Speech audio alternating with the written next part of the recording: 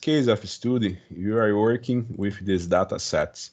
This data set was taken from a manuscript of Guy and the co-workers. They determined the concentration of phosphate in mixtures with sodium chloride. They make solutions of the same concentration, but they assigned different masses of the mixture of phosphate with sodium chloride. For example, they assigned 0.1 grams and they assigned 1 gram. This mass was dissolved in 10 milliliters volumetric flask, and this solution, this mass of the mixture was dissolved in 100 microliters volumetric flask. They obtained solutions of the same concentration, but the sample mass assigned were different. What is the objective of this case of study? Is to show that the mass that was assigned results directly in precision. For example, higher masses assigned provide better precision than small masses assigned. Normally,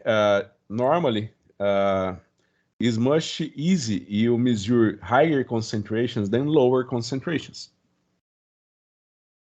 But the sample mass assigned also affected the precision of your results.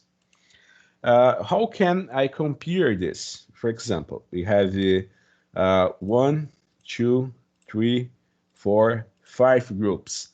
These 5 groups were independent, and they represent different masses which were assigned. Well, we go to Commander. We are going to Data, import data from Microsoft Excel file. Let this row unchecked, and go to spreadsheet number 6. We go to Open, Edit Datasets. I can see my data set that I can see that my data set was loaded in Commander. How can I compare the precision obtained with different masses which were assigned? Well, I can go to Graphics, boxplots.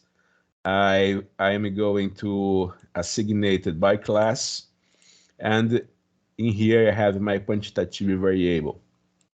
I go to OK, and Commander provided my boxplots. As I have been talking, you can compare method precision by interquartile range. You can see that smaller masses results in a higher interquartile range. You can see it in here. I can observe this using plot of the means. I go to Graphics. I am going to plot of the means. I will use the standard deviation. Go to OK. I can see that my standard deviations decrease with the increased I have my standard deviations. I can observe that my standard deviations decrease when my sample mass assigned increase. So I can see that I assign small masses provide higher standard deviations. How could they compare these two? I can go to statistics summaries,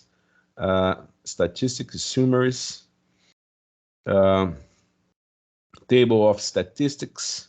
I can represent standard deviations, and go to apply. I go to mainframe. I can see also that standard deviations have decreased when my assigned sample mass have increased. At this point, you you might be thinking, but if I add different masses, I have equal final concentrations, but I have different masses which were assigned. The results were equivalent. Well, looking to the plot of the means, I can say that independent of the sample mass assigned, I have equivalent results. The only thing that was changed is method precision, is the precision. When I assigned smaller masses, I have a higher standard deviation. When I assign the higher masses, I have a small standard deviations. I can compare this. I can compare the groups using one-way ANOVA, since I have independent groups. But you must take in mind that when I use a parametric test, for example, I'm going to compare the mass using one-way ANOVA. First, I have to check for normality. I go Summers test of normality, and I go to Shapiro-Wilk test, okay? The results of the Shapiro-Wilk test were provided in here. The null hypothesis was confirmed. What is the null hypothesis? That my data was normally distributed. And I can check for variance. I can go to statistics, variances, Bartlett test. I'm going to, okay. Oh, I don't have equal variances. I already know this. Look, I look to the plot of the means. I know that my variances were not equivalent. What I should do now? Well, I'm doing, since my data was normally distributed, I can compare the groups statistics, means I can use a parametric test, which was one-way ANOVA. But I will use the correction of the Welsh-F test. And then we go into OK.